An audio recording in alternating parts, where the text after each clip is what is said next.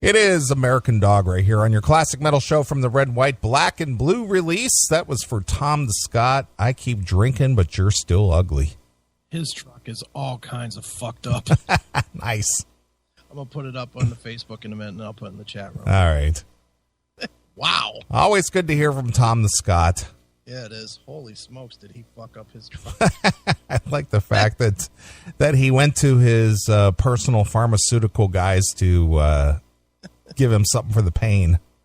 Dude, when you see this truck, you won't believe it. If it's a normal truck that's flat, like the middle is like, it looks like a mountain. And he still drove it away from the scene. I can't figure out how the fuck he drove this thing home. I'm putting it up. I'm literally fucking with my phone. I don't know how to work this dumb phone yet, so. But yeah, I'm putting it up right now. Tom's truck. Well, you got to have it in your picture bank. I did. I thought I did. Sure. Okay. All right. Well, you sent over Skid Row playing with their new singer now. Yeah, I didn't even know that this guy was officially a new singer. Yeah. I was told by somebody within the Skid Row camp that was just a rumor. So they lied to me. Somebody within the Skid Row camp? Yeah. Can you tell me who? Not on the air. Well, I know, but you can type it to me. Yeah, you don't know this guy. Oh, okay. All right. I know him through a mutual friend and guitarist. All right, fine. Might rhyme with Silly Doris. Sure.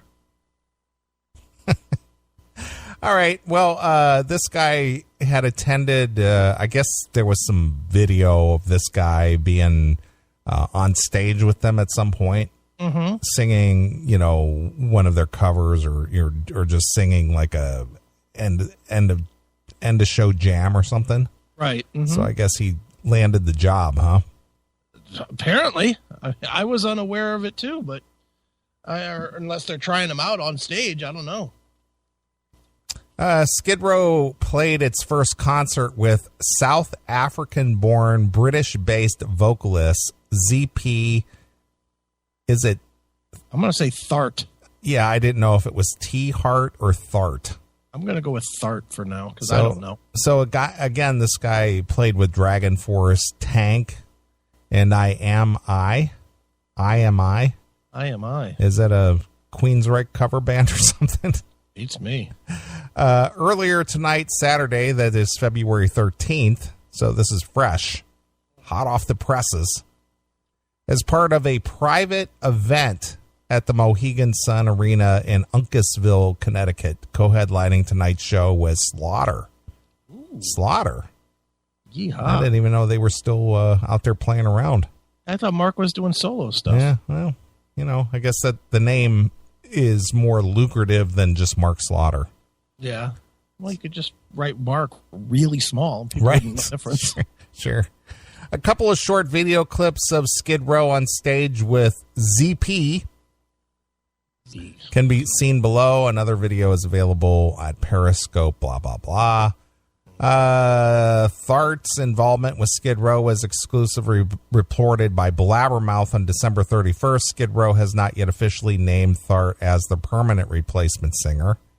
Nope. And blah, blah, blah. So I'm going to play this. I don't know how good this audio is. Have no idea. But we'll play some, see what he brings to the table.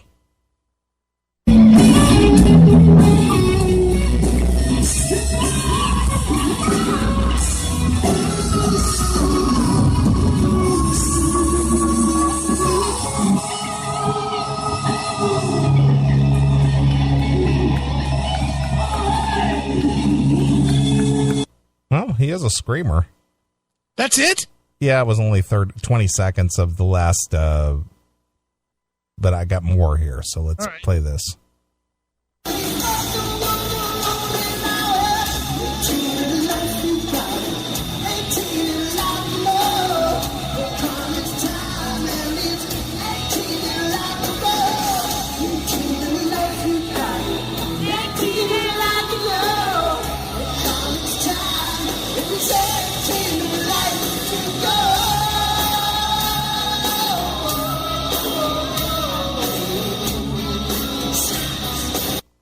All No, sounds halfway decent. Yeah, not too bad. Yeah. What is it going to take now that the singing position of Skid Row has been occupied by 4 singers now, or actually 5 singers if you want to go pre-Sebastian Bach? What is it going to take to what? Establish them as accepted.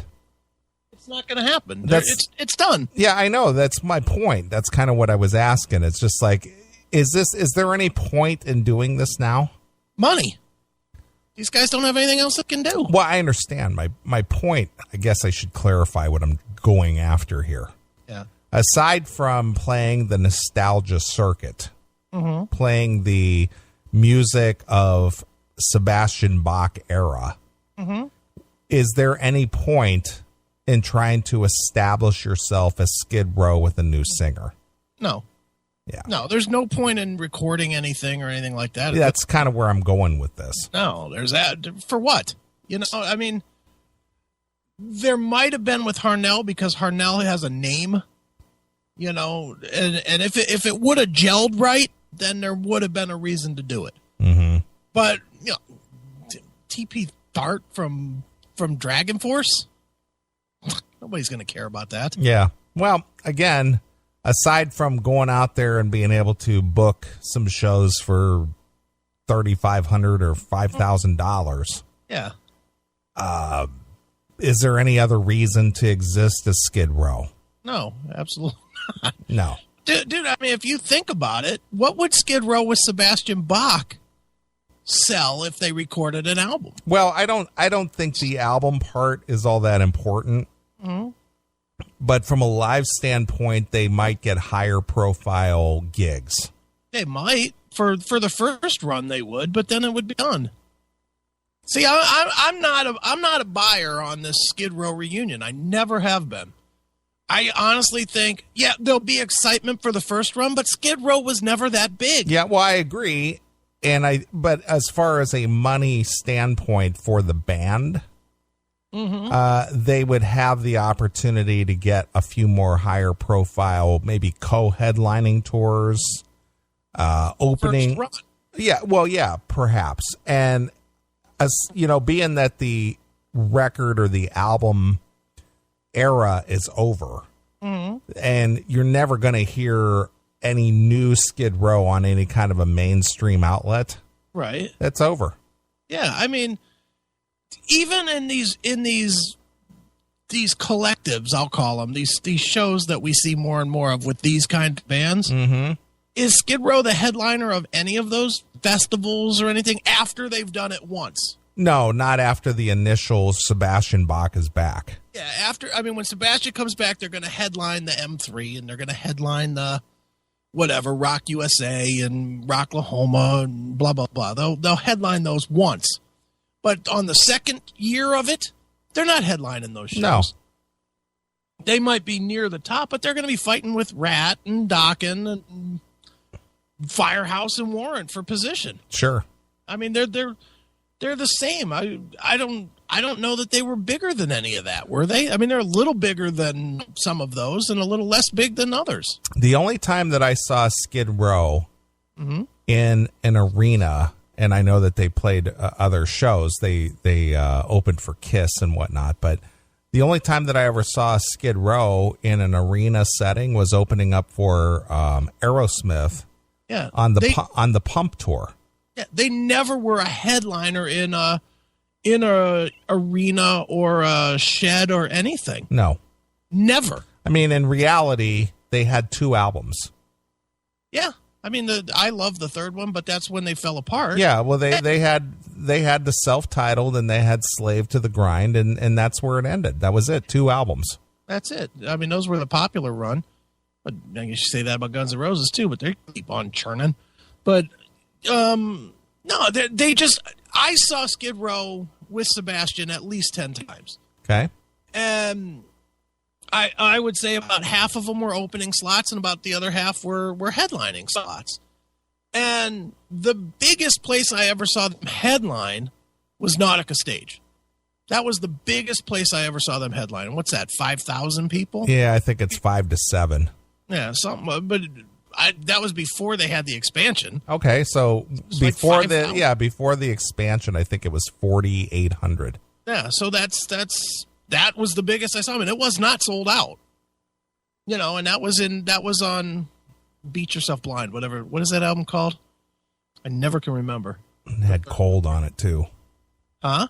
It had Cold on it too. What was that? The third one, right? Yeah, the third album. What is that called? You Can Be My Enemy. You know, I can't think of the fucking name of that record. God damn it. I'll tell you what it is here. Skid Row. Here we are. Subhuman Race. Subhuman Race, yeah. Mm-hmm. It was on that tour. And, you know, I saw them with Slave to the Grind. They played at Rhodes Arena with Pantera. Yeah, I was there. I was at that show. This was before I knew you, so you were in the crowd. It was Skid Row, Pantera. Wasn't Anthrax on that bill, or was that when solo Sebastian?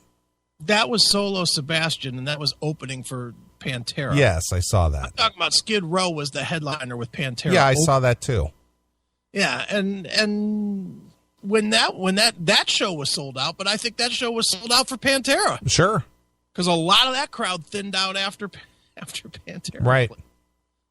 You know, they never were they were not Twisted Sister. They were not, I don't know, who else? Metallica. They were not any of those bands, you know, that were doing it, that were selling out 10,000 or more seats. Right. They're a better band than a lot of those bands that did, but they're, you know, it's sad that a band like Poison was immensely bigger than them. Well, they came in at the end of the 80s. Mm-hmm. I mean, they were the last bastion of that 80s era. Right. They were. And they got some choice opening slots. Mm-hmm. Mostly with Aerosmith. That's when I saw them, was with Aerosmith. Sure. And of course they had the benefit of the last gasps of MTV. Sure. Mm-hmm. Yeah, they did. I mean, they had a lot of good breaks, but even with a lot of good breaks, they were a middle of the pack band. Sure. Top of the middle of the pack, but middle of the pack. Right. You know, I mean, they were always opening for Kiss or Judas Priest or whomever. Mm-hmm. You know, they were bigger than Dangerous Toys. Sure. I'll put it that way. Right. Well, again, they had the benefit of commercial radio airplay when commercial radio was still playing those style of bands. Mm-hmm. They had the benefit of MTV videos, and they had the benefit of playing and opening in arena situations with some well-established bands. Right. All right. Band from the same exact time frame, and I'm not saying that they were better, but who was bigger, Skid Row or Slaughter? I'm going to say Skid Row. You think Skid Row was bigger? Yeah, because Slaughter really, in reality, even though the Wildlife was, you know, marginally successful, Skid Row came out before Slaughter. Right. And they had more, I would say, exposure. Okay. Yeah. Because Slaughter's Stick It To You came out in 90. Right. And then they had the Bill and Ted love, too. Exactly. Yeah. So close, though. Not close. Not by a long shot. I'm not going to say that they were head and shoulders above, but in the comparison between who was bigger, I would say Skid Row, because they got a 2-year jump on Slaughter. How about Skid Row and Damn Yankees? See, Damn Yankees came out in the 90s. Did they? Was that 90? Yeah. I thought it was in the 80s.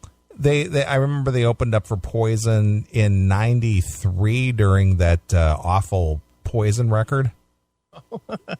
Was that Hollyweird or No, whatever? no. Before that, the one that has Crack a Smile. Before that, the one That's with not a horrible record. Native Tongue. That's the one. That's a great record. It's the only great record they ever did. All right. Well, they opened up for them on the Native Tongue tour, and that was like 93, right? Yeah.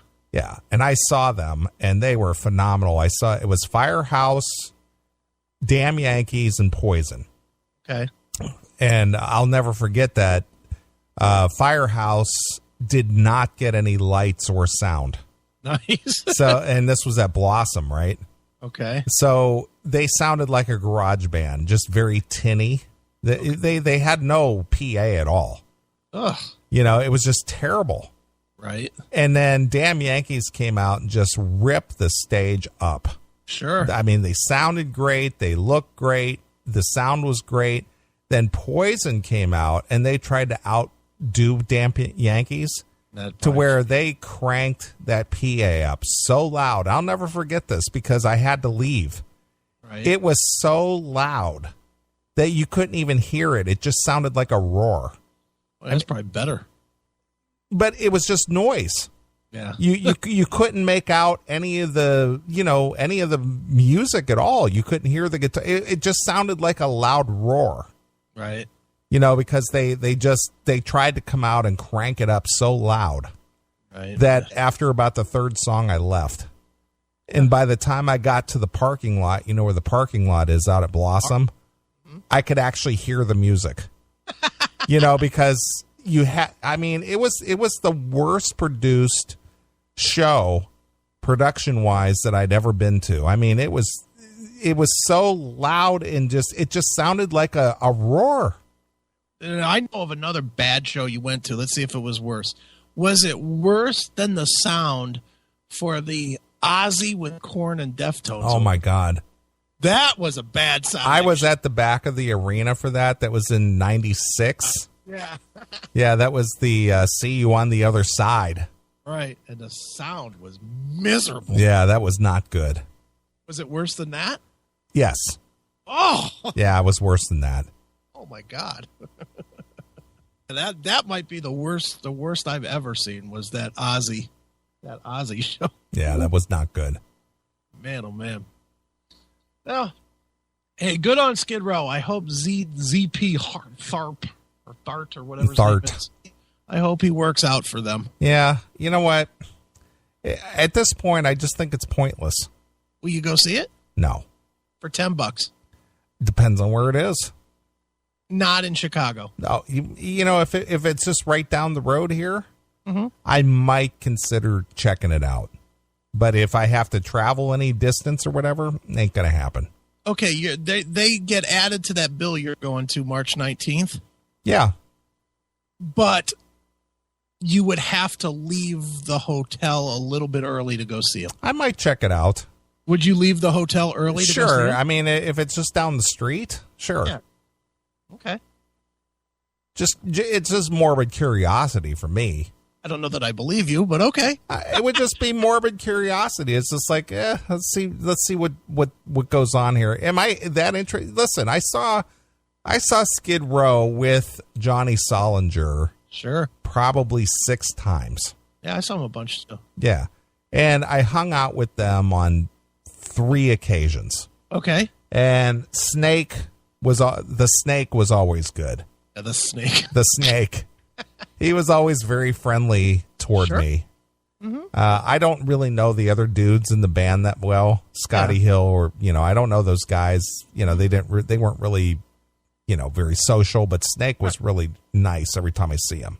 Mm-hmm. Talked to Johnny once, but at this point, it's kind of pointless.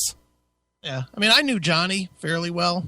Him and I chatted here and there. I mean, I wouldn't call him a friend or anything, but we definitely chatted here and there. And Snake was always nice to me. I don't think I ever really talked to Snake at a Skid Row show. Mm-hmm. I talked to him a few times when he was managing Down. Okay. And that was a little easier to talk to him because really he wasn't doing as much.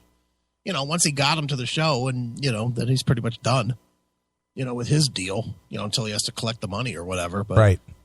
But so I got to chat with him. Nice cat, man. He's really a nice guy. Yeah, Snake's really nice. The few times that I've spoken with him, he's always been very friendly.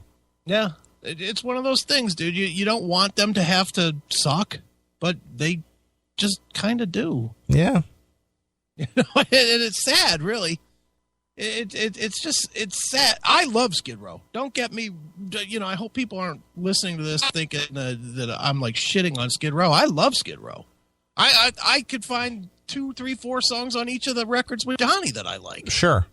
But man, oh man, it is time to let go. You know, that's a band that should let go.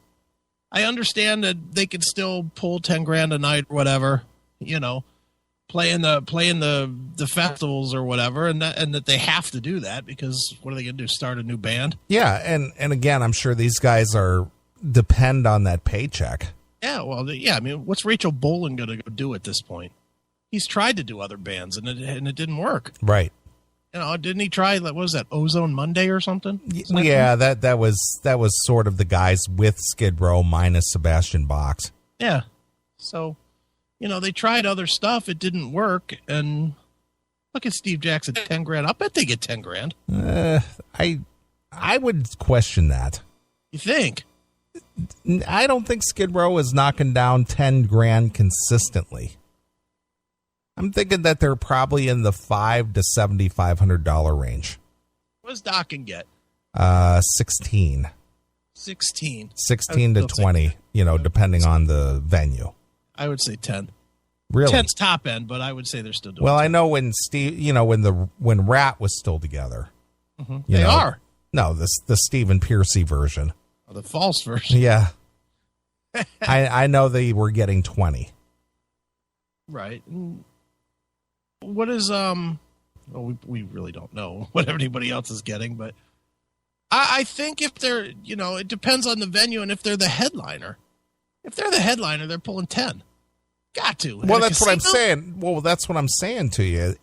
I don't think it's 10 grand consistently.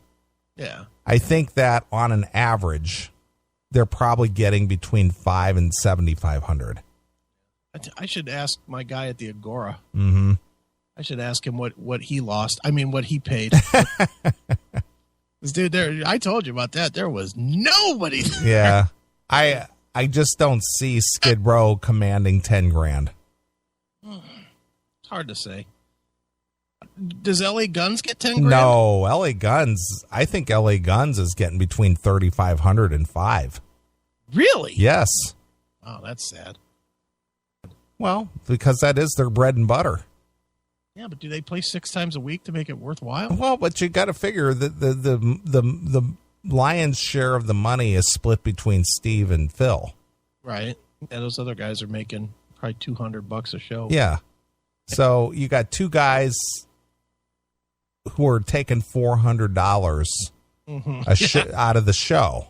Right. And if they're getting, let's just say they're getting $4 grand. Let's just average it out. Say $4 grand. Sure. So they're still taking $3,600 out of that. Right, and then their travel and, you know, whatever. But so Steve and Phil are probably making $1,000 a show each. Right. Mm-hmm. So if they're playing 4 shows a week, yeah, I guess that's not bad. They're taking home $4 grand a week. Right. It runs out. That's the whole thing. Is that sounds like that's not a bad deal. You know, 16 grand a month, but that day is ending. Yeah, but you got to put that money away and invest it or do something. Well, you know, all rock stars are pretty much responsible guys. Sure. Sure. But, you know, you figure $1,000 a show on an average of 4 shows a week. Right. Like you said, 16 grand a month. Mm-hmm. You know, I can tell you, you know, I'm going to let you in on the Neeley calculations. Okay. But between the mortgage and the CMS and just expenses in general, my personal expenses, you know me, I don't live large per se, but I don't live like a pauper either. No. My personal expenses on a monthly basis is about $3 grand. Yeah. So if I was knocking down 16 grand a month, yeah, and you're dropping 3 of it, you could save a bunch. Yeah, you could save 12 grand a month easily. Yeah. I guess I'd be all right, but you know what? Part of the thing with traveling too, especially now with me traveling all the time, sure, man, I spend a lot more money than I used to. Right. You know, on dinners and food and. You know, really, I shouldn't. I should actually stock the fridge at my other house. But that's a whole nother thing. Now it's looking like I'm going to have another house. It's like, fuck. Yeah. I better start making some money here. Sure. I better join Skid Row so I can survive. There you go. But, again, these second and third tier bands who are still out there performing, right? They still can make an okay living. They can. The problem is that's going to, at some point, Steve Riley's not going to be able to play drums like he does. I agree. At some point, Phil Lewis is not going to be able to sing like he does. You would think. And also, you don't know what the demand will be. Yeah, that is true. Especially, do you think now this advent of cover bands just getting more and more popular is going to make original bands not worth as much? Nah, I don't think that. Because if anybody has any recollection as to the status of a certain band, well, let me give you an example. Okay, let me give you a prime example. When I was working at a club out in L.A., there were some bands who were on the tour circuit who kind of fell down the rungs of popularity. So they were available to play a 400-seat venue. Okay, that isn't a lot. That's half of a House of Blues. Sure. At the time, now we're talking 30 years ago here. Sure. But at the time, you could get a Fog Hat or a Blue Oyster Cult, right? Or the Guess Who, BTO, or one of those. Yeah, those type of bands. You could get them for about $5,000 at that time. Wow. Okay. So, if you consider a sellout at 400 seats, at I can't remember what we were charging. I think it was like $20, 20 or 25 bucks. I think it was 25. Okay. 25 times 400. Okay, so potentially the club could make $10,000 and pay $5,000 for the band. Right, and then alcohol. Yeah, and alcohol sales and whatnot. So that could be a lucrative thing for the club owner. Sure. Okay, but these bands, the ones that played for us, they only had like one or two members in it. Right. Like Steve Earle, the drummer from Foghat was the only guy in the band. Kind of like Bobby Blotzer, or Frankie Banali. Right. But they were still commanding $5,000 as Foghat. That's just crazy. And then Dave Peverett, who's, dead now. Right. He had his own version of Foghat. He had Dave Peverett's Foghat. Right. And he was out there commanding the same kind of money, $5,000. That's amazing to me. Are people that I guess they are. They're just that not tuned in. No, they just know the name. That's just crazy. Which is why Blotzer is able to do what he does, is because people just know the name. Right. Oh, it's Rat. Not stopping to think who's in the band now. Right. And in reality, where Slaughter is concerned, there's really only two guys in that band. Who, Mark and Dana. Yeah, because the other guy lost his head, and then Bloss is not with them. Bloss is gone. Yeah, he plays with them? Do what now? Is Blando still with them? Yeah, but he's not the original. He's not the original, but Tim Kelly's dead. Yeah, he came in because of a death, though. Correct. But he's still not the original Slaughter. Yeah, but people will excuse that. I agree. But my point is if you want to talk about, having the original dudes playing for you. Right. It's not. It's Dana and Mark. Yeah. Yeah, that's true. There's no band that has all the original members. Aerosmith. Yeah, Aerosmith's about it. Yeah, they're one of the very, very few ones that still have the original lineup intact. I'm trying to think if there's anybody else we like. I don't think there is.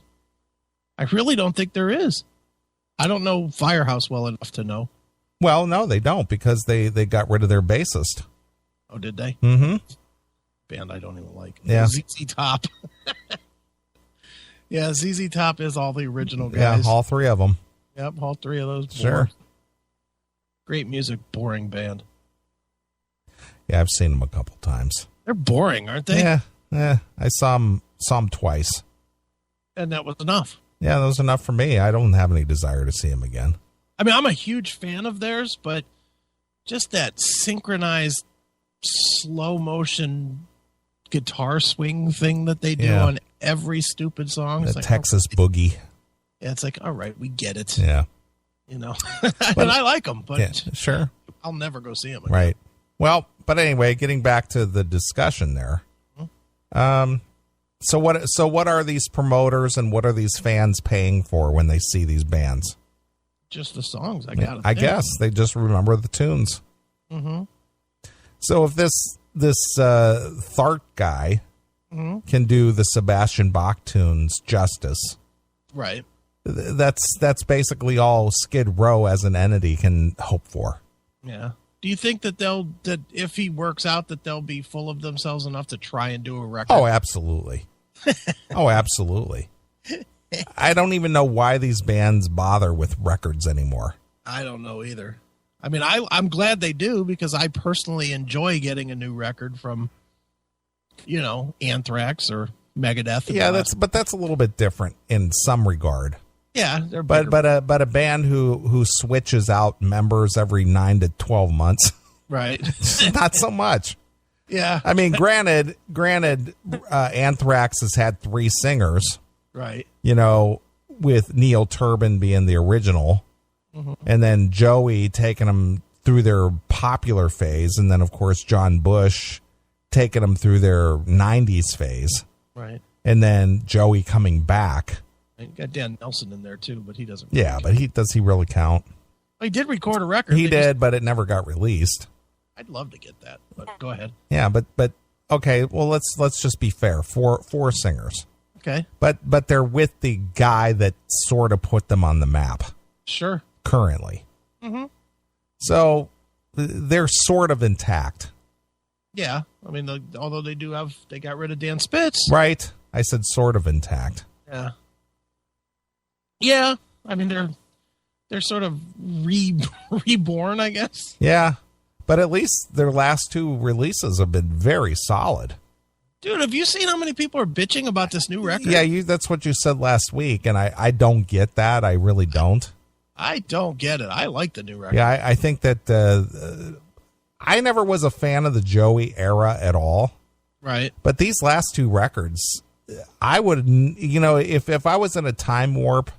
Yeah. And heard the Anthrax of the 80s and then, time traveled to where we are now and heard these, I would go, I wouldn't even know that's Joey. I know. He's got like a slightly lower tone and a different inflections or something. Yeah, exactly. I love it. I can't believe people are bitching about this new record.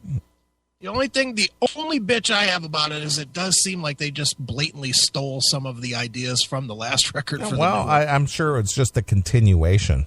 Yeah. Well, I forget. The song "Monster" in the end is a dead ripoff of a song from worship music. Right. I mean, it's almost the same song. Sure.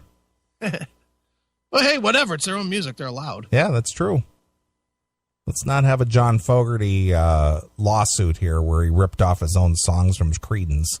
Yeah, well, unfortunately, they're still the same guys with the same name. Right. Remember that ridiculous lawsuit, right? That where they sued John Fogerty. Old man down the road was a ripoff of Green River. Yeah, written by him. I wrote both of those songs. God damn it! Yeah. How dare you say I can't play it? Yeah. Record it or whatever. Have a song that sounds similar. Yeah. Well, I played a song at the very beginning of the show from Lynch Mob. Right. Hell Child. Mm-hmm. But if you listen to that, it's When Heaven Comes Down. Yeah. It's the same song. Yeah, well, George probably sticking that to Don. It doesn't matter. But my point is it's the same players, Mick and George. Right. Writing and performing a song that's different, but it's the same. Right. So if anybody hadn't caught that before, and I'm sure the hardcores might probably have heard it, but listen to Hell Child and then listen to When Heaven Comes Down from Tooth and Nail. Same song. What's the Metallica Megadeth one? The Mechanics and Four Horsemen? I think? Yeah, something like that. Yeah, it's the exact same song, just different lyrics. Right. but literally note for note the same Yeah. Yeah, whatever. I love the guys, love the music, love the whole culture of the hard rock, heavy metal, but I can do without the personality conflicts. Yeah. It's just stupid. Good.